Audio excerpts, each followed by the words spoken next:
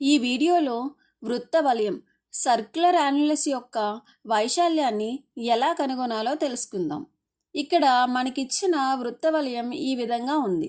ఇది చూడండి, మనకి ఒక వలయాకారంలో కనిపిస్తుంది కదా. ఈ వలయం ఒక పెద్ద వృత్తం నుండి దాని లోపల ఉన్న చిన్న వృత్తం వైశాల్యాన్ని తీసివేయడం వల్ల ఏర్పడుతుంది. సాధన చూద్దాం.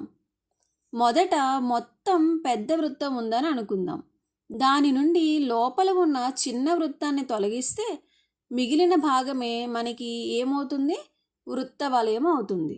ఇక్కడ మనం గమనించాల్సిన ఒక ముఖ్యమైన విషయం ఏమిటంటే, ఈ రెండు వృత్తాల యొక్క కేంద్రం అనేది ఒకటే ఉంటుంది. ఈ చిన్న వృత్తానికి కేంద్రం ఇక్కడే ఉంది, అలాగే పెద్ద వృత్తానికి కూడా కేంద్రం ఇక్కడే ఉంది. అంటే ఇవి ఏకకేంద్ర వృత్తాలు. ఇప్పుడు ఈ వృత్త వలయం యొక్క వైశాల్యాన్ని ఎలా కనుగొనాలో చూద్దాం. ముందుగా పెద్ద వృత్తం యొక్క వ్యాసార్థాన్ని క్యాపిటల్ ఆర్గా తీసుకుందాం. అలాగే చిన్న వృత్తం యొక్క వ్యాసార్థాన్ని స్మాల్ ఆర్గా తీసుకుందాం. ఇప్పుడు వృత్త వలయం యొక్క వైశాల్యం ఈజ్ ఈక్వల్స్ టు పెద్ద వృత్తం యొక్క వైశాల్యం మైనస్ చిన్న వృత్తం యొక్క వైశాల్యం అవుతుంది. మనకి వృత్త వైశాల్యం సూత్రం తెలుసు కదా, ఏంటది? పై ఆర్ స్క్వేర్. ఇక్కడ ఆర్ అనేది ఏంటి? వ్యాసార్థం.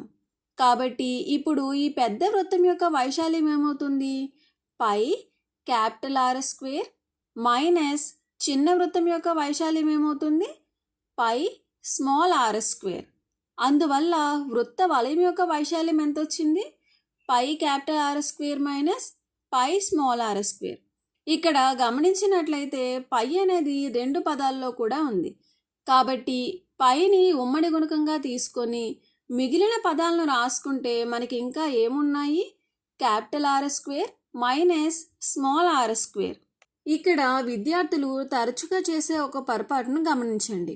కొంతమంది విద్యార్థులు దీన్ని pi into capital R minus small R whole స్క్వేర్గా రాస్తారు.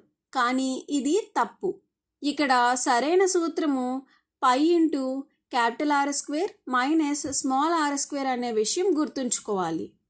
అంటే ముందుగా మనం ప్రతి వ్యాసార్థానికి వర్గం తీసుకొని ఆ తర్వాత వాటి భేదాన్ని కనుగొనాలి. దాన్ని మనం పైతో గుణించాలి. ఇప్పుడు ఒక ఉదాహరణ చూద్దాం. ఉదాహరణకు పెద్ద వృత్తం యొక్క వ్యాసార్థం 8 సెంటీమీటర్లు మరియు చిన్న వృత్తం యొక్క వ్యాసార్థం 5 సెంటీమీటర్లు అనుకుందాం. అప్పుడు ఈ వైశాల్యం ఏమవుతుంది? Is equals to pi into capital R అంటే 8 కాబట్టి 8 స్క్వేర్ మైనస్ స్మాల్ ఆర్ అంటే 5 కాబట్టి 5 స్క్వేర్. దీన్ని సరళీకరిస్తే ఏమవుతుంది? Is equals to pi into 8 square అంటే 8 ఇంటూ 8 64 మైనస్ 5 స్క్వేర్ అంటే 5 ఇంటూ 5 అంటే 25 is equals to pi into 64లో నుండి 25ని తీసివేస్తే మనకి ఎంత వస్తుంది? 39. దీన్నే మనం 39 పై అని కూడా రాసుకోవచ్చు. ఇదే మన సమాధానం అవుతుంది. దీన్ని మనం ఇంకొక విధంగా కూడా పరిష్కరించవచ్చు. ఇది మనకి ఏ రూపంలో ఉంది? R square minus R square. అంటే ఇది ఎలా ఉన్నట్టు? A square minus B square రూపంలో. A square minus B square is equals to ఎంత? A plus B into A minus B. ఇది ఒక బీజగణిత సూత్ర రూపంలో ఉంది. కాబట్టి దీన్ని మనం ఎలా రాయవచ్చు? Is equals to pi into 8 plus 5 into 8 minus 5. అంటే ఇదేమవుతుంది? Is equals to pi into 8 plus 5 అంటే 13, 8 మైనస్ 5 అంటే 3. వీటిని గుణిస్తే మనకి ఎంత వస్తుంది? 39 పై. ఇప్పుడు ఇంకొక ప్రశ్న వినండి. వృత్త వలయం యొక్క వెడల్పు మాత్రమే తెలిసి ఉంటే వైశాల్యాన్ని కనుగొనగలమా? అంటే ఇక్కడ చూడండి, మనకి దీని వెడల్పు ఆర్ మైనస్ ఆర్ అంటే 8 మైనస్ 5 3 మాత్రమే ఉంటే, ఈ వలయం యొక్క పొడవు మాత్రమే ఉంటే మనం ఈ వృత్త వలయం యొక్క వైశాల్యాన్ని కనుగొనగలమా?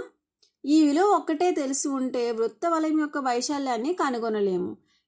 ఎందుకంటే మనకి ఆర్ మైనస్ ఆర్తో పాటు ఆర్ ప్లస్ ఆర్ విలువ కూడా అవసరం. అందువల్ల వృత్త వైశాల్యాన్ని కనుగొనడానికి పెద్ద వృత్తం వ్యాసార్థం మరియు చిన్న వృత్తం యొక్క వ్యాసార్థం రెండూ తెలిసి ఉండాలి. ఈ విధంగా సాధించినప్పుడు మనకిచ్చిన వృత్త వలయం యొక్క వైశాల్యం ఎంత వచ్చింది? 39 పై చదరపు సెంటీమీటర్లు.